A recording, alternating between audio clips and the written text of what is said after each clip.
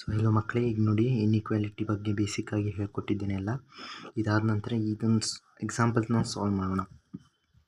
First ಇದೆ 3x - 7 < 5. First of all ನಮಗೆ X ಹುಡುಕಬೇಕಾಗಿದೆ.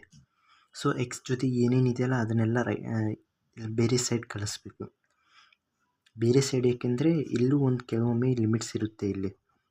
So ಇವಾಗ ಇಲ್ಲಿ ಕೊಟ್ಟಿಲ್ಲ ಅಂಥೇಳಿ ನಾನು ಹೇಳ್ತಿದ್ದೀನಿ.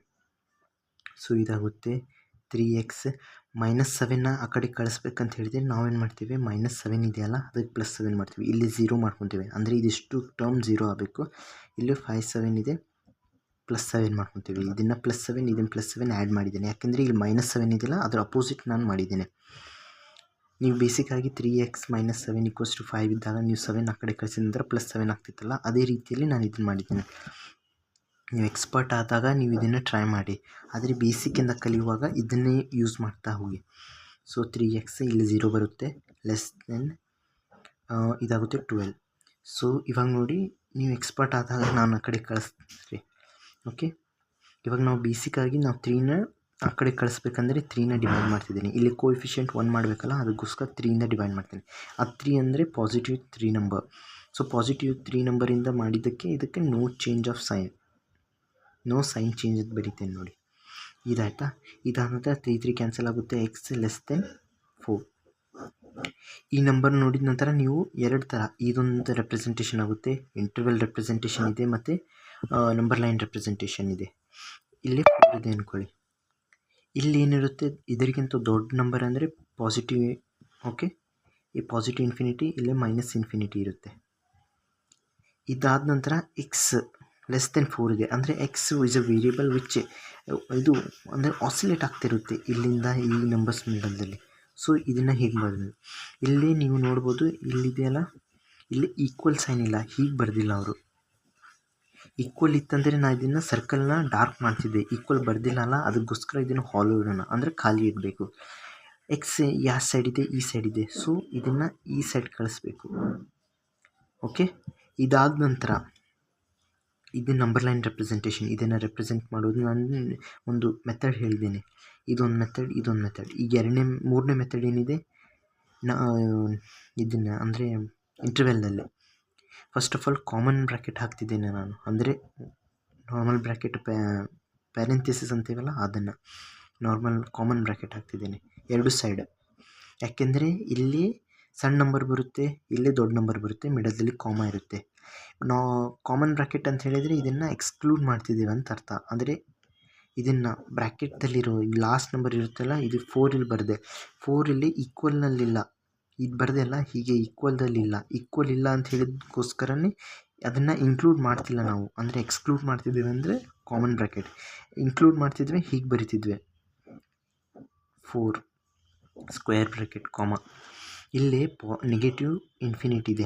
ನೆಗೆಟಿವ್ ಇನ್ಫಿನಿಟಿ ಮತ್ತು ಪಾಸಿಟಿವ್ ಇನ್ಫಿನಿಟಿಗೆ ಯಾವಾಗೂ ಐತಲ್ಲ ಕಾಮನ್ ಬ್ರ್ಯಾಕೆಟ್ ಯೂಸ್ ಮಾಡೋದು, ಯಾಕೆಂದರೆ ಅದನ್ನು ಇನ್ಕ್ಲೂಡ್ ಮಾಡೋಕ್ಕಾಗಕ್ಕೆ ಚಾನ್ಸೇ ಇಲ್ಲ. ಅದು ಯಾವ ನಂಬರ್ ಇದೆ ಅಂತ ಅದನ್ನು ಡಿಫೈನ್ ಮಾಡಿದ ಚಾನ್ಸೇ ಇಲ್ಲ. ಸೊ ಅದಕ್ಕೋಸ್ಕರ ನಾವು ಹೀಗೆ ಕಾಮನ್ ಬ್ರ್ಯಾಕೆಟ್ ಹಾಕ್ತೇವೆ.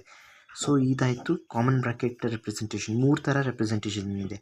ಈಕ್ವಾಲಿಟಿ ಸಾಲ್ವ್ ಮಾಡಿದ್ಮೇಲೆ ಈಕ್ವೇಷನ್ದಲ್ಲಿ ಅಂದರೆ ಒಂದು ಲೀನಿಯರ್ ಇನ್ಇಕ್ವಾಲಿಟಿಯಲ್ಲಿ ಬರಿಬೋದು, ಇಲ್ಲಾಂದರೆ ಈಕ್ವಾಲಿಟಿಯಲ್ಲಿ ಬರಿಬೋದು, ಇಲ್ಲಾಂದರೆ ನಂಬರ್ ಲೈನಲ್ಲಿ ಬರಿಬೋದು, ಇಲ್ಲಾಂದರೆ ಹೀಗೆ x ಬಿಲಾಂಗ್ಸ್ ಟು -∞, ಅಂದರೆ ನೆಗೆಟಿವ್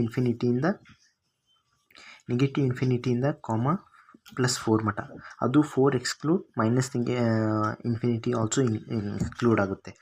ಇವಾಗ ನೆಕ್ಸ್ಟ್ ಎಕ್ಸಾಂಪಲ್ ಇದೆ ಇದನ್ನು ನೆಕ್ಸ್ಟ್ ಕ್ವಶನ್ ಬರ್ಕೊತೇನೆ ನೋಡಿ ಮಕ್ಕಳೇ. ಫಸ್ಟ್ ಆಫ್ ಆಲ್ ಕ್ವಶನ್ ಬರ್ಕೊಂಡಿದ್ದೇನೆ, ಇಲ್ಲೂ ಬರ್ಕೊಂಡಿದ್ದೇನೆ, ಸೇಮ್ ಟು ಸೇಮ್ ಕ್ವಶನ್. ಇವಾಗ ಸೇಮ್ ಮೆಥಡ್ ಯೂಸ್ ಮಾಡಿ, ಎಕ್ಸ್ ಜೊತೆಗೆ ಏನಿದೆಯಲ್ಲ ಅದನ್ನು ಅನ್ವಾಂಟೆಡ್ ಥಿಂಗ್ಸ್ ಇದೆಯಲ್ಲ ಅದನ್ನು ತೆಗೆದು ಹಾಕಬೇಕು ಅಂತ ಹೇಳಿದರೆ, ಫಸ್ಟ್ ಆಫ್ ಆಲ್ ನಮಗೆ 3 ತೆಗೆದು ಹಾಕಬೇಕು. 2 3 - 4x 10.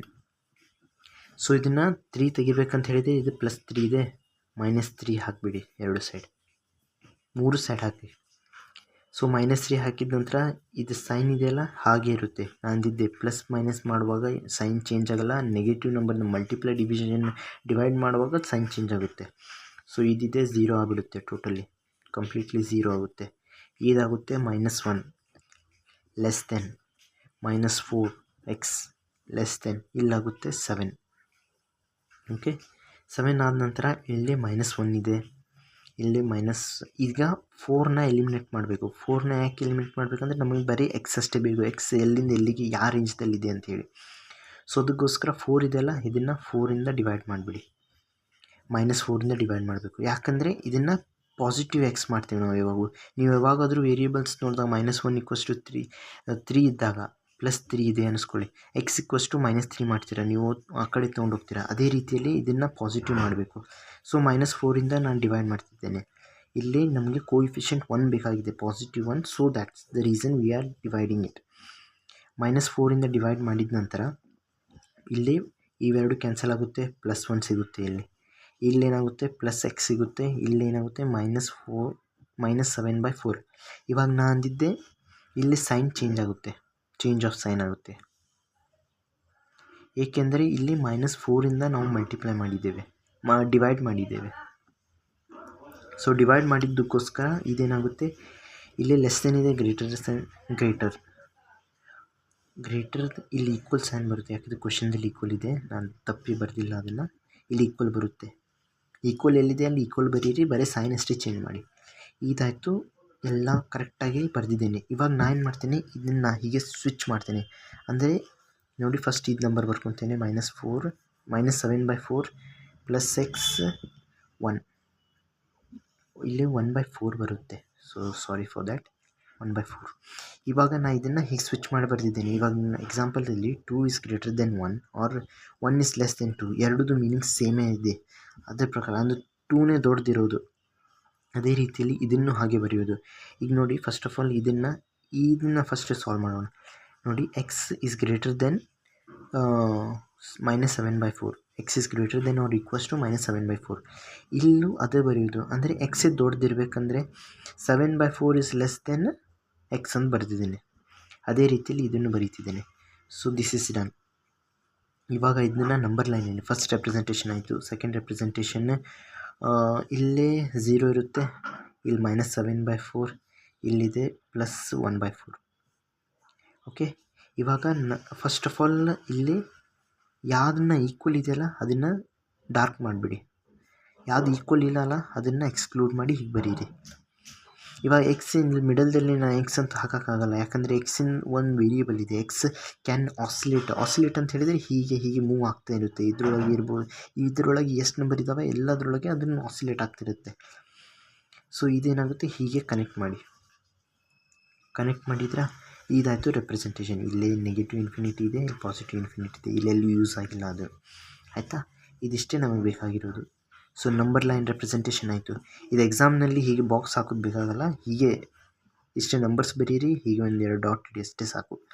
ಸೊ ಇದಾಗಿತ್ತು ನಂಬರ್ ಲೈನ್ ರೆಪ್ರೆಸೆಂಟೇಷನ್. ಇವಾಗ x ಬಿಲಾಂಗ್ಸ್ ಟು ಈ ನಂಬರ್ಸ್ ಇದೆಯಲ್ಲ, ಇದರೊಳಗೆ 7/4 -7/4, 1/4 ಇದೆ. ಇದರೊಳಗೆ ಹಾಲೋ ಇದೆಯಲ್ಲ, ಹಾಲೋಗೆ ಹೀಗೆ ಬರೀರಿ. ಹೀಗೆ ಡಾರ್ಕ್ ಇದೆಯಲ್ಲ ಅದನ್ನು ಹೀಗೆ ಬರೀರಿ, ಯಾಕಂದರೆ ಇಲ್ಲಿ ಇನ್ಕ್ಲೂಡ್ ಇದೆ, ಈಕ್ವಲ್ ಸೈನ್ ಇದೆಯಲ್ಲ ಅದಕ್ಕೋಸ್ಕರ ಇನ್ಕ್ಲೂಡ್ ಆಗುತ್ತೆ. So this is the interval representation, this is the number line representation, and this is the thing. So ಇದಾಗಿತ್ತು. ಮೂರನೇ ಎಕ್ಸಾಂಪಲ್ನ ನೆಕ್ಸ್ಟ್ ವೀಡಿಯೋದಲ್ಲಿ ಮಾಡ್ತೀನಿ, ಯಾಕೆಂದರೆ ವೀಡಿಯೋ ಸ್ವಲ್ಪ ದೊಡ್ಡದಾಗಿದೆ, 10 ನಿಮಿಷ ವೀಡಿಯೋ ಬಂದಿದೆ. So sorry for that, and thanks for watching. Like ಮತ್ತು ಸಬ್ಸ್ಕ್ರೈಬ್ ಮಾಡಿ.